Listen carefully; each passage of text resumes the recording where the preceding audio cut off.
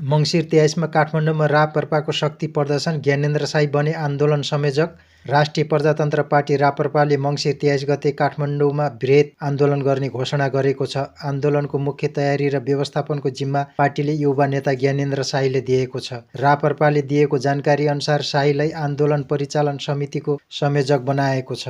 पार्टीका अनुसार देशमा बढ्दो भ्रष्टाचार, राजनीतिक अस्थिरता र नेतृत्वप्रति घट्दो जनविश्वासका कारण सडकमा उत्रिनुपर्ने अवस्था आएको हो। हालैको जेनजी आन्दोलनपछि उत्पन्न नयाँ राजनीतिक वातावरणलाई ध्यानमा राखेर रापरपाले देशलाई नयाँ मार्गदर्शन आवश्यक छ भन्दै आन्दोलन घोषणा गरेको हो। आन्दोलन संयोजक साईले तयारी बैठकपछि भने, मङ्सिर 23 को प्रदर्शन शान्तिपूर्ण तर शक्तिशाली हुनेछ। देशले दिशा निर्देशन खोजिरहेको छ। हामी जनताको आवाजलाई सडकबाट उठाउनेछौँ। रापरपाले आन्दोलनमा युवाहरू, विभिन्न पेशागत समूहहरू र परिवर्तन चाहने नागरिकहरूको ठूलो सहभागिता हुने अपेक्षा गरेको छ। सामान्य मागहरूमा राजनीतिक सुधार, भ्रष्टाचारमाथि कठोर कारबाही, रोजगारका ठोस योजना र राष्ट्रिय हितका विषयमा एकीकृत दृष्टिकोण निर्माण गर्ने कुरा रहेका छन्। सुरक्षा निकायले भने सम्भावित भिड व्यवस्थापनका लागि आवश्यक तयारी थालिसकेको बताइएको छ। मङ्सिर 23 को प्रदर्शनले राजनीतिक वृत्तमा व्यापक चर्चा पैदा गरेको छ। विश्लेषकहरूका अनुसार शाहीको सक्रियता र